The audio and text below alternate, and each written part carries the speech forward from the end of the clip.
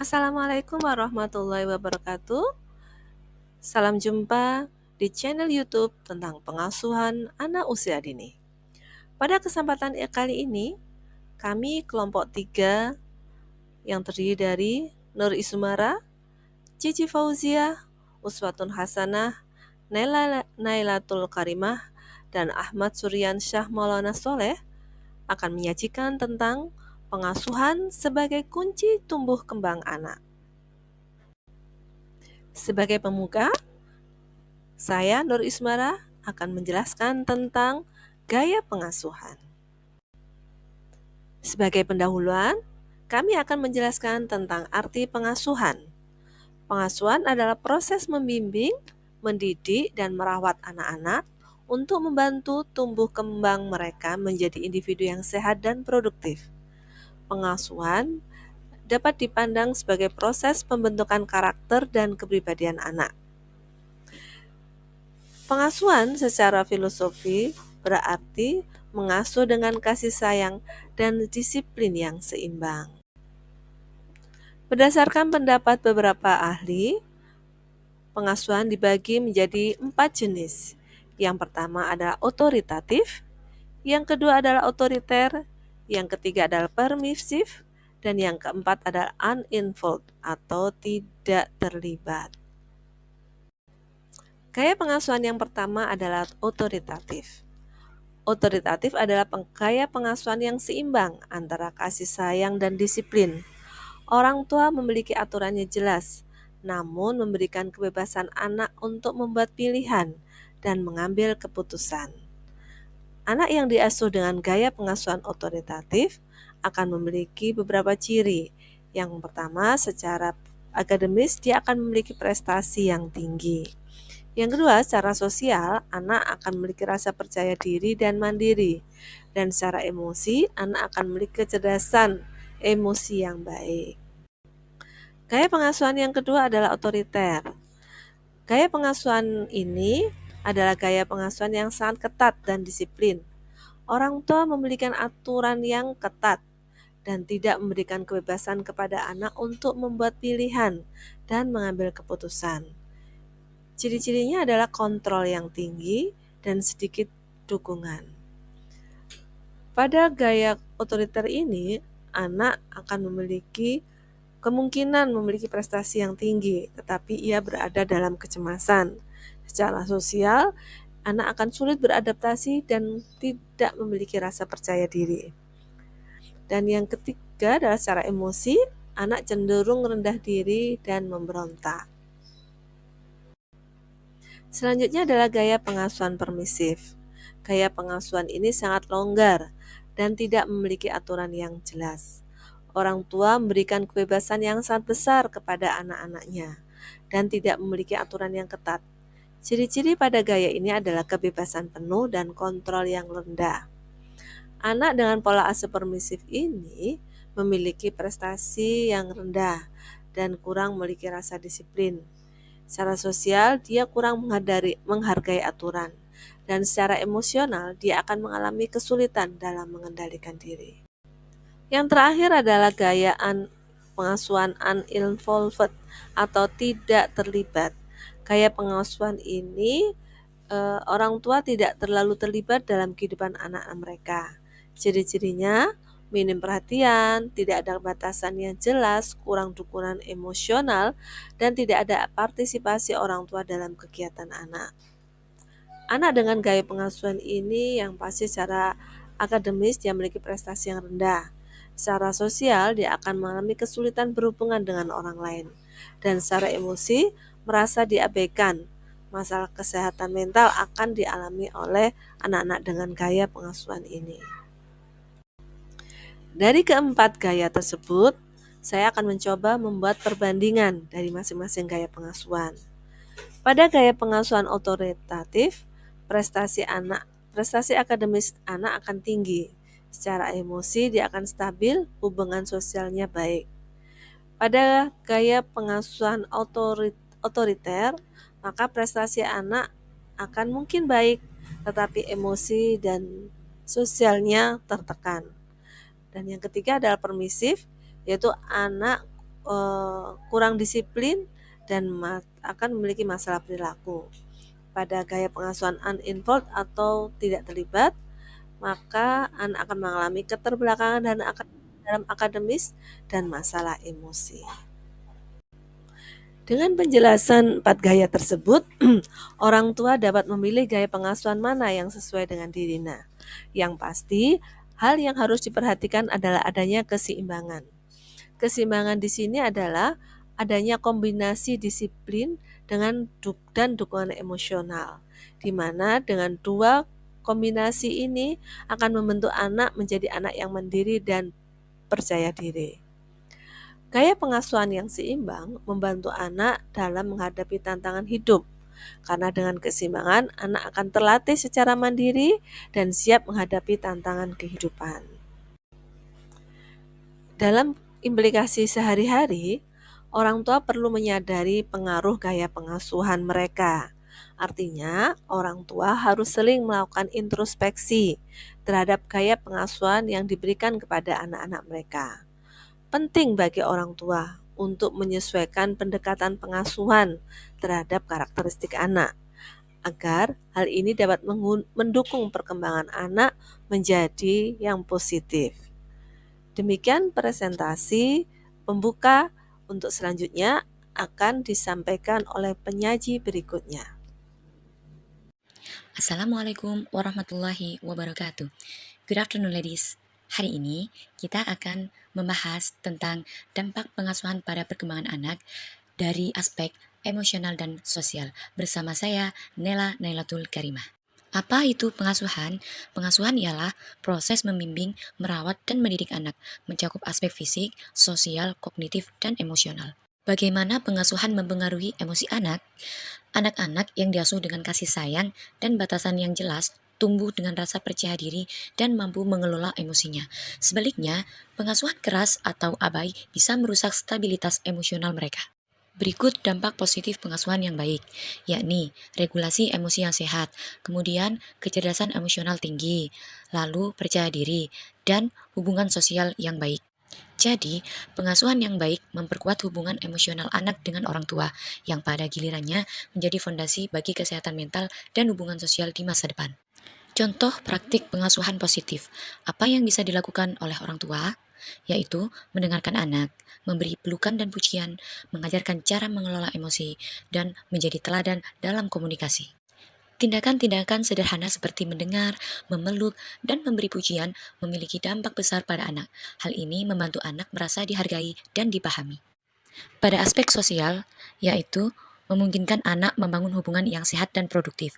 Ini sangat penting dalam pembentukan karakter dan kemampuan beradaptasi. Pengaruh gaya pengasuhan terhadap sosialisasi. Gaya pengasuhan yang hangat dan konsisten mendorong anak untuk membentuk relasi sosial yang positif. Sebaliknya, pola yang terlalu kaku atau tidak peduli bisa menghambat proses sosialisasi.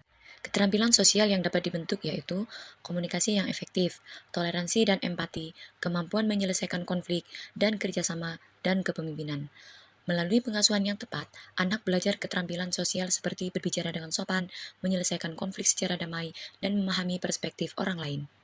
Praktek pengasuhan positif dengan mendengarkan pendapat anak, bermain bersama dan berdiskusi, mendorong kegiatan kelompok, dan memberi contoh dalam etika sosial. Praktek seperti berdialog terbuka, bermain bersama, dan memberi contoh dalam bersikap adalah cara efektif membangun keterampilan sosial anak dalam keseharian. Pentingnya keterampilan sosial yaitu dasar hubungan sosial yang sehat, menumbuhkan kepercayaan diri, meningkatkan prestasi akademik dan adaptasi sosial, mengurangi risiko perilaku bermasalah. Anak-anak dengan keterampilan sosial yang baik cenderung lebih sukses secara akademik dan lebih sehat secara emosional. Mereka juga lebih mudah membangun hubungan yang sehat. Dampak pengasuhan terhadap perkembangan kognitif anak. Yang pertama, pengasuhan positif. Dampaknya yaitu anak meningkatkan kemampuan berpikir kritis dan logis, mampu belajar memecahkan masalah, pengembangan literasi, dan meningkatkan kreativitas anak. Yang kedua, yaitu pola asuh negatif.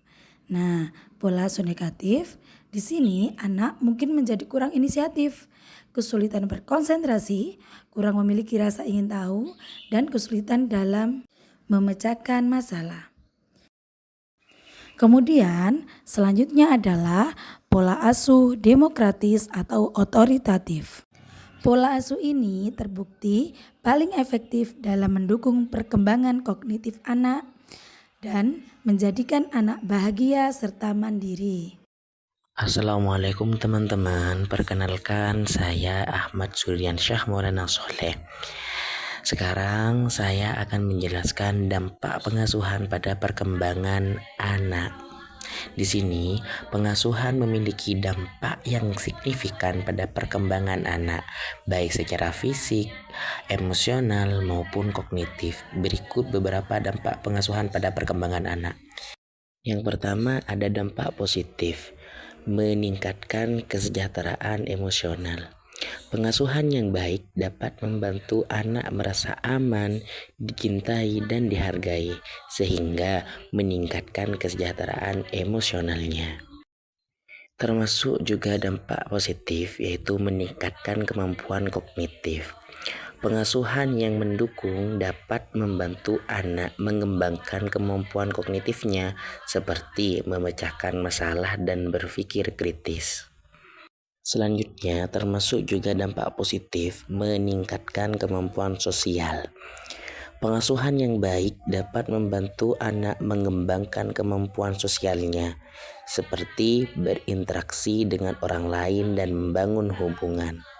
Selanjutnya, dampak negatif, yaitu gangguan emosional. Pengasuhan yang tidak baik dapat menyebabkan gangguan emosional pada anak, seperti kecemasan dan depresi. Selanjutnya, termasuk juga dampak negatif, keterlambatan perkembangan. Pengasuhan yang tidak mendukung dapat menyebabkan keterlambatan perkembangan anak, baik secara fisik maupun kognitif. Selanjutnya, termasuk juga dampak negatif, yaitu masalah perilaku. Pengasuhan yang tidak baik dapat menyebabkan masalah perilaku pada anak, seperti agresi dan kenakalan. Selanjutnya di sini saya akan menjelaskan faktor yang mempengaruhi dampak pengasuhan. Di sini yang pertama ada kualitas pengasuhan. Kualitas pengasuhan yang baik dapat membantu meningkatkan perkembangan anak. Yang kedua, yaitu lingkungan pengasuhan. Lingkungan pengasuhan yang aman dan mendukung dapat membantu meningkatkan perkembangan anak. Dan yang terakhir, faktor yang mempengaruhi dampak pengasuhan yaitu keterlibatan orang tua. Keterlibatan orang tua dalam mengasuh dapat membantu meningkatkan perkembangan anak. Jadi kesimpulannya, dampak pengasuhan itu dibagi dua, yaitu ada dampak positif dan ada dampak negatif. Serta lingkungan pengasuhan, kualitas pengasuhan, serta keterlibatan orang tua itu berpengaruh penting terhadap dampak pengasuhan anak. Mungkin hanya itu yang bisa saya sampaikan. Saya Ahmad Syunaisah Maulana Soleh mengucapkan terima kasih. Materi selanjutnya yaitu tips untuk pengasuhan yang baik. Menjadi orang tua yang bijak, hangat, dan efektif. Oleh saya sendiri, Cici Fauziah dengan NIM 012. Mengapa sih pengasuhan itu penting? Pengasuhan itu memiliki peran besar dalam membentuk masa depan anak. Melalui pengasuhan yang tepat, anak itu akan tumbuh dengan perkembangan emosional, sosial, dan kognitif yang sehat. Anak juga belajar dari sikap dan perilaku orang tuanya. Mereka akan meniru, menyerap, dan menjadikan orang tua itu sebagai panutan. Itulah mengapa kualitas pengasuhan hari ini akan memberikan dampak besar dalam kehidupan anak di masa yang akan datang. Tunjukkan kasih sayang secara konsisten. Kasih sayang yang konsisten membuat anak merasa aman dan merasa dicintai. Peluklah mereka, ucapkan kata-kata penuh cinta, dan dengarkan mereka dengan sepenuh hati. Validasi perasaan mereka agar mereka itu tahu bahwa perasaan mereka itu dihargai dan dimengerti. Gunakan disiplin positif. Disiplin bukan tentang hukuman, melainkan tentang pembelajaran. Fokuslah pada pengajaran, bukan menghukum. Dan jelaskan konsekuensi alami dari perilaku yang mereka lakukan. Dan tetap konsisten dalam menerapkan aturan yang telah disepakati. Anak meniru, bukan hanya mendengar. Anak-anak itu belajar lebih banyak dari apa yang mereka lihat dibandingkan apa yang mereka dengar. Tunjukkan perilaku yang ingin ditiru.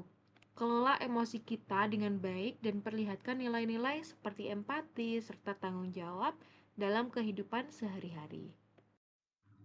Komunikasi dua arah. Komunikasi yang sehat adalah komunikasi dua arah.